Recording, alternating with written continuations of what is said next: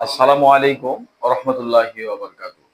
সততা driving training সেন্টারের পক্ষ থেকে প্রতিনিয়ত আমরা যে ভিডিও ছেড়ে থাকি, আজকে আমরা যে ভিডিও নিয়ে কথা বলবো, ট্রাফিক রুলস সম্পর্কে কথা বলবো। ট্রাফিক আইন মূলত তিন প্রকার: সতর্কতামূলক এবং বাধ্যতামূলক এবং তথ্যমূলক প্রশ্নগুলি। আর এই প্রসঙ্গে আমরা আলোচনা করব, কেননা আমরা ড্রাইভিং লাইসেন্স করতে গেলে আমাদের এই প্রশ্নগুলি প্রয়োজন হয়ে থাকে। তে আমরা ড্রাইভিং লাইসেন্স করতে গিয়ে এই প্রশ্নগুলি আমাদের প্রয়োজন হয়ে থাকে।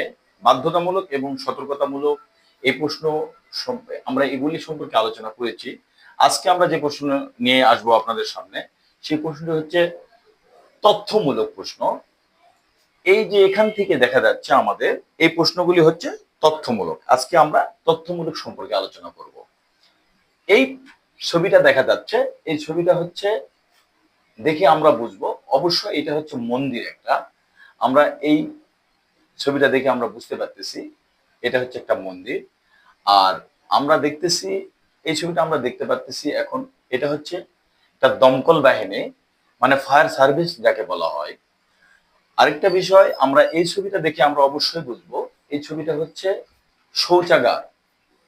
শৌচাগার। আর আমরা এই ছবিটা দেখে বুঝতে পারবো, বুঝে নিতে হবে আমাদের মানুষ, রিক্সা এবং সাইকেল চলাচলের লেন। অবশ্যই আমরা এভাবে আমাদের বুঝে নিতে হবে। আর রিক্সা এবং সাইকেল চলাচলের লেন। আবারও পাশাপাশি দেখা যাচ্ছে একটা মানুষ পারাপার হচ্ছে, এটা হচ্ছে পথচারী পারাপারের একটা লেন। পথচারী পারাপার এই দিক দিয়ে করতে পারবে। আরেকটা বিষয় আমরা দেখতেছি, এখানে বড় একটি বাস, এখানে বাস থামার স্থান। আমরা এই ছবিটা দিয়ে আমরা বুঝতে পারবো এটা হচ্ছে ট্রাফিক পুলিশ দাঁড়ানোর একটা স্থান। আর পার্কিং, পিতে পার্কিং আমরা সুন্দর মতো দেখতে পাচ্ছি, একটা পি দেওয়া আছে এখানে।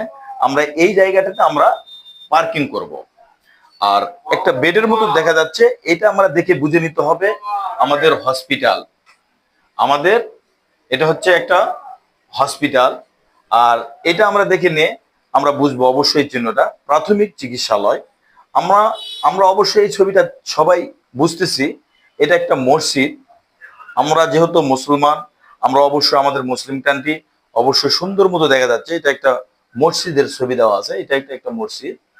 আর এটা হচ্ছে বনভোজন, এটা হচ্ছে এই টি চিহ্ন, এখানে একটা লাল বৃত্ত থাকলে আমরা মনে করব ভিতর দিয়ে রাস্তা শেষ।